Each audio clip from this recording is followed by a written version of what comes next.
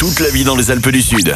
Alpes 1 Magazine. Natacha Cesbon, bonjour. Bonjour. Vous faites partie des compagnons biographes. Vous êtes écrivaine, comme on dit, et biographe. C'est ça, écrivaine biographe. Alors, vous écrivez pour les autres, finalement. C'est-à-dire que les gens qui ont une histoire à raconter, qui ne savent pas forcément le mettre sur papier, c'est votre boulot.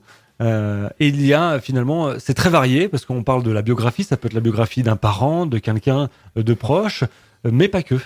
Non, pas que. Donc effectivement, j'écris la vie des gens, c'est-à-dire une personne qui va avoir envie de revenir sur toute sa vie, qui va avoir envie d'en faire un livre. Eh bien, je vais être là pour l'écouter et pour écrire ce livre, que ce soit pour lui ou, comme vous le disiez, pour un parent, un grand-parent. Ensuite, il y a aussi d'autres choses que je fais en dehors des biographies habituelles, en fait. Il y a aussi d'autres livres qui peuvent permettre de fixer les souvenirs, de fixer la mémoire familiale en dehors des biographies. Et c'est pour ça que je suis là ce matin.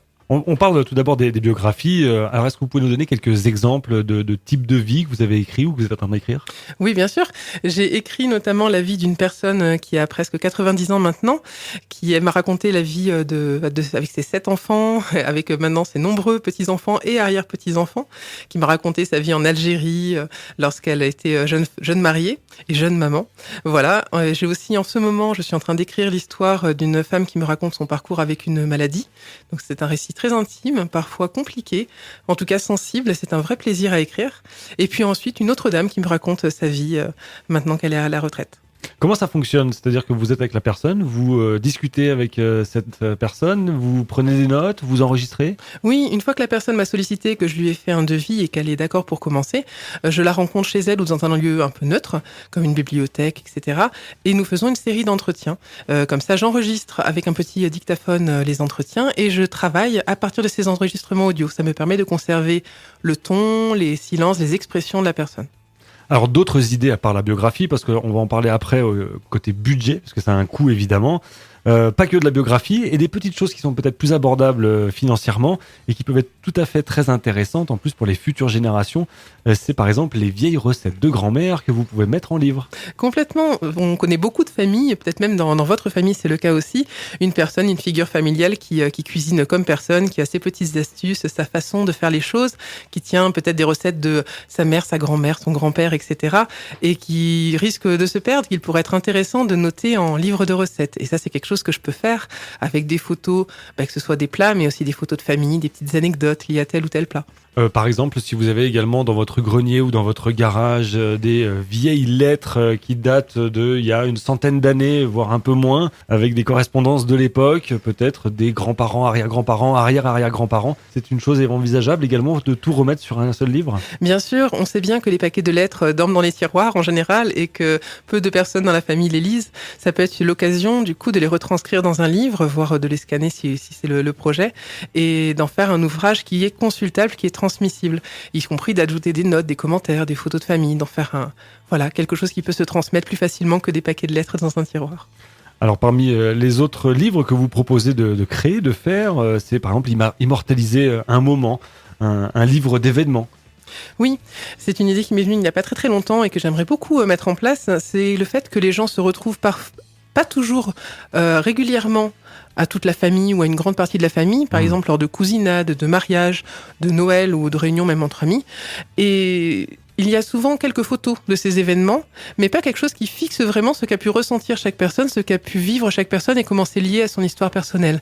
Et du coup, c'est quelque chose que je propose à présent, c'est de pouvoir venir sur place, rencontrer les personnes dans un petit coin aménagé pour ça, enregistrer quelques entretiens du coup avec les gens et en faire un livre qui immortalise, qui fixe l'événement familial en question.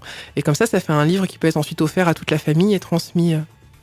Quand on parle de livre, c'est un vrai livre, comme un roman qu'on achète chez un libraire ? Bien sûr, c'est le même type de livre que ceux que vous achetez en librairie, puisque ce sont les mêmes imprimeurs. L'impression numérique a permis vraiment de démocratiser, de populariser l'impression pour les particuliers. On n'a plus besoin maintenant d'être une célébrité ou un homme politique pour faire ses biographies. Natacha Cesbon, parlez-nous un petit peu du prix. Combien ça peut coûter ? Alors, du coup, pour un peu rebalayer tout ce qu'on a vu, une biographie habituelle, c'est entre 2500 et 3500 euros. C'est vraiment une fourchette générale. Ça peut être un peu moins, ça peut être beaucoup plus, suivant le budget, suivant votre histoire, suivant tellement de choses. Donc, si vous êtes intéressé pour écrire votre biographie, que ce soit de toute votre vie ou d'un événement particulier, contactez-moi et puis on fera un devis. Pour tout ce qui est livre de recettes familiales, livres photos, biographiques, etc., ce sont des budgets plus petits que j'ai justement pensé pour permettre aux personnes qui ont des petits budgets d'accéder quand même à des ouvrages familiaux. Et donc, pour un livre photo, ce serait plutôt entre 500 et 800 euros. Un livre de recettes familiales serait a priori toujours en dessous de 1000 euros, sauf exception. Voilà, tout ça, il faut le voir sur devis parce que ça dépend bien sûr du projet de la personne et de son budget. Là, on parle de prix hors impression du livre. Complètement. Il y a ensuite les coûts d'impression du livre qui sont très raisonnables en général et très vite dégressifs suivant le nombre d'exemplaires commandés. Personnellement, je ne touche pas de commission sur les impressions. Je fais simplement le lien entre l'imprimeur et vous. Et faut compter à peu près entre 8 et 20 euros l'exemplaire imprimé. Voilà, et c'est dégressif évidemment, ça peut être l'occasion de faire de très beaux cadeaux si on l'imprime en 10, 20 ou 30 exemplaires. Comment faisons-nous pour vous contacter, Natacha Cesbron? Vous êtes sur tout le département des Hautes-Alpes, Alpes-Provence? Oui, tout à fait. Je peux travailler aux alentours de 1h30 autour de Gap. Si vous êtes plus loin, on peut s'organiser ou travailler en visio et même par téléphone. Vous pouvez me contacter au 06 52 49 95 17 ou bien me retrouver sur les sites internet. Donc j'ai mon site personnel, professionnel, natachacesbron.fr et je suis aussi sur le site des compagnons biographes, donc compagnonbiographe.net au pluriel, compagnonbiographe.net, et puis sur tous les réseaux sociaux, Facebook, LinkedIn, Instagram et Twitter. Je vais juste rappeler comment s'écrit votre nom de famille. Bien c'est Cesbron, Cesbron, Natacha. Vous retrouverez évidemment toutes les infos pratiques sur la toile. Un mot pour conclure, Natacha, un mot sur l'association Les Compagnons Biographes qui regroupe combien d'écrivains, de biographes sur le territoire ? Oui, les Compagnons Biographes, c'est une association dont je fais partie, dont je suis aussi membre du bureau. Nous sommes une cinquantaine sur tout le territoire. Nous travaillons en France, à l'étranger. Nous sommes réunis par une déontologie, par des valeurs, un système d'entraide, donc de compagnonnage, vraiment. Voilà. Rendez-vous donc sur votre site internet, Natacha Cesbron. Vous tapez également sur les réseaux sociaux. Vous retrouverez des exemples de livres que vous avez écrits. Si vous avez envie de faire la biographie de votre grand-mère, si vous-même vous avez envie de parler, j'ai envie de dire c'est un peu de séance de psy aussi, j'imagine que les gens doivent se livrer.